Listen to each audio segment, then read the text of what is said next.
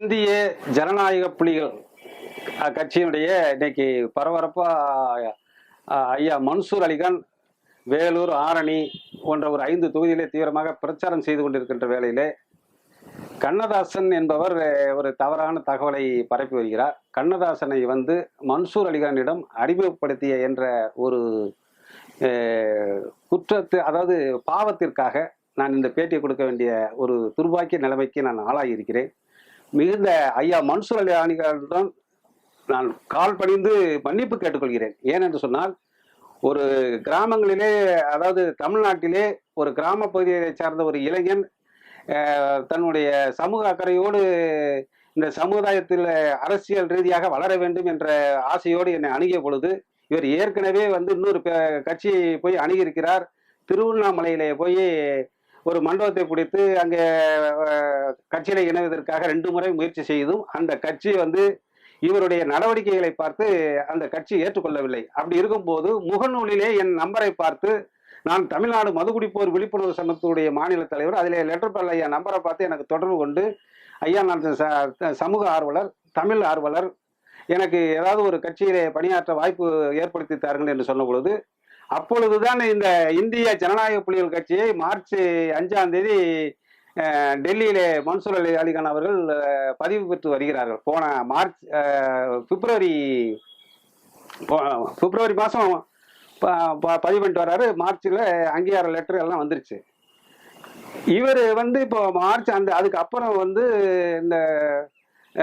இந்த காலகட்டத்தில் நான் அறிமுகப்படுத்துகிற பொழுது, நான் இந்த சரக்கு படம் தமிழ்நாட்டிலே போதை கலாச்சாரங்கள் அதிகமாக இருக்கின்ற சூழ்நிலையை, அவலங்களை எடுத்து கூறி அற்புதமான ஒரு சரக்கு படம், இந்த போதையை முற்றிலுமாக ஒழிக்க வேண்டும் என்று எடுக்கப்பட்ட படம். ஒரு 4 கோடி ரூபாய் செலவு செய்து எடுக்கப்பட்ட அற்புதமான ஒரு தமிழனுக்காக, தமிழ் மண்ணுக்காக 30 ஆண்டு காலம் பணத்திலே சம்பாத்தியம் பண்ண பணத்தை எல்லாம் எடுத்து சமூக அக்கறையோடு எடுத்து பணியாற்றிக் கொண்டு இருக்கக்கூடிய வாழும் நடிகைகள் எம் ஆர் ராதா தன்னுடைய கருத்துக்களை எப்படி நடிகைகள் எம் ஆர் ராதா அவர்கள் அந்த காலகட்டத்திலே சமூக அவலங்களை சொல்வாரோ, அதே போல இன்றைய வாழும் நடிகைகள் எம் ஆர் ராதாவாக இருக்கக்கூடிய ஐயா மன்சூர் அலிகான் அவர் ஆரம்பிச்சிருக்கிற இந்த இந்திய ஜனநாயக புலிகள் கட்சிக்கு களங்கம் ஏற்படுத்துகின்ற வகையிலே நான் பொதுச் செயலாளர் என்று சொல்கிறார். கண்டிப்பாக அது இந்திய தேர்தல் ஆணையத்திலே பதிவு பெற்றது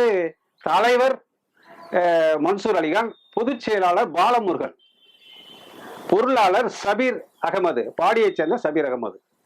இவங்க தான். இவர் சில சின்ன அமைப்பு வச்சு நடத்திக்கிட்டு இருக்கிறதுனால, நீ பணியாற்று, உனக்கு எதிர்காலத்திலே ஒரு பொதுச் செயலாளர் பதவி கொடுக்கலாம் என்ற உனக்கு வர வாய்ப்பு இருக்கு, பணியாற்று அப்படின்னு சொல்ல பொழுது, ஒரு 10-20 நாளாக இவர் பணியாற்றுகின்ற பொழுது, அன்றைக்கு அவருக்கு செலவுகளுக்கும் அவர் பண்ணுகின்ற பணிகளுக்கு ஒரு நிதியாக ஐயா மன்சூர் அலிகான் கொடுத்து வந்திருக்கின்றார்.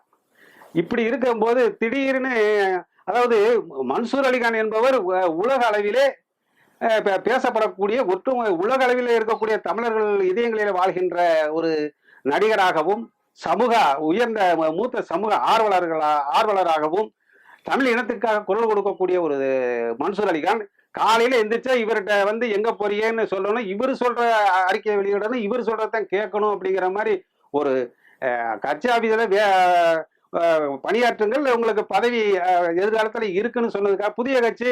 இந்த மனுஷனை பொறுத்த அளவுல மன்சூர் அலிகான் என்ன நினைப்பானா, தன்னை நம்பி வந்துட்டாங்கன்னா அந்த குடும்பத்துல ஒருவராக ஏற்றுக்கொண்டு, அவங்க விருப்பப்பட்டது இந்த குழந்தை எனக்கு ஐஸ்கிரீம் வேணும்னா ஐஸ்கிரீம், இல்ல எனக்கு எது பந்து வேணும்னா விளையாட்டு பொம்மை வேணும்னு வாங்கி கொடு, இந்த மாதிரி ஒரு குழந்தை மனம் கொண்ட ஒரு ஐயா மன்சூர் அலிகான், இவரையும் யதார்த்தமாக அலுவலகத்தில் பணியாற்ற விட்டு வைத்திருந்தார். அவருக்கு தேவையான அடிப்படை வசதிக்கான நிதியையும் பணத்தையும் உதவி செய்திருக்கிறார்.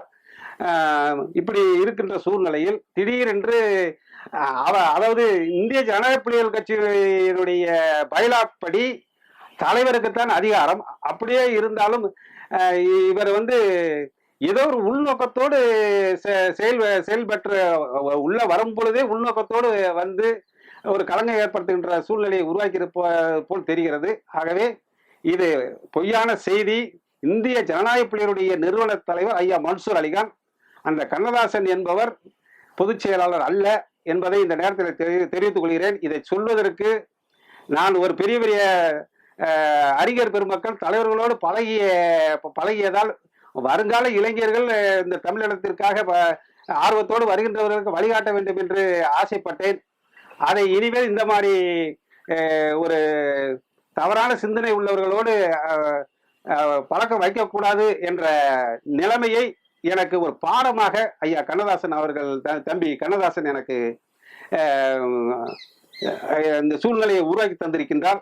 ஆகவே மனவேதனையோடு இந்திய ஜனநாயக புலிகளுக்கு களங்கம் ஏற்படுத்துகின்றவர்கள் நிச்சயமாக எதிர்கால சமூக அக்கறையோடு மற்ற கட்சியினரோ மற்ற இந்த சமூகத்திற்காக போராடுகின்றவர்கள் இவர்களை போன்றவர்களை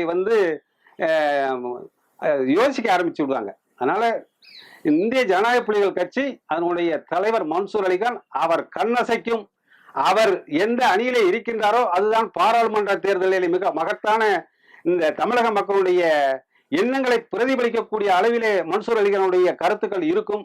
ஆகவே இந்திய ஜனநாயக புலிகளுடைய ஒரே தலைவர் மன்சூர் அலிகான், இந்திய தேர்தல் ஆணையத்திலே பதிவு பெற்ற தலைவன் மன்சூர் அலிகான், மாநில பொதுச் செயலாளர் பாலமுருகன், பொருளாளர் சபீர் அகமது. ஆகவே அவரை கண்ணதாசன் அவர்களோடு ஐயா மன்சூர் அலிகானோடு பற்றுதலும் பாசத்தோடும் இருக்கின்றவர்கள், அவர் வழியை பின்பற்றுகின்றவர்கள் கண்ணதாசன் அவர்களோடு எந்தவித தொடர்பும் வைத்துக் கொள்ள வேண்டாம் என்று இந்த நேரத்தில் சொல்லிக் கொள்கிறேன். பாதகம் செய்பவரை கண்டால் நாம் பயங்கொள்ளலாகாது பாப்பா, மோதி மிதித்து விடு பாப்பா, அவர் முகத்தில் உமிழ்ந்து விடு பாப்பா.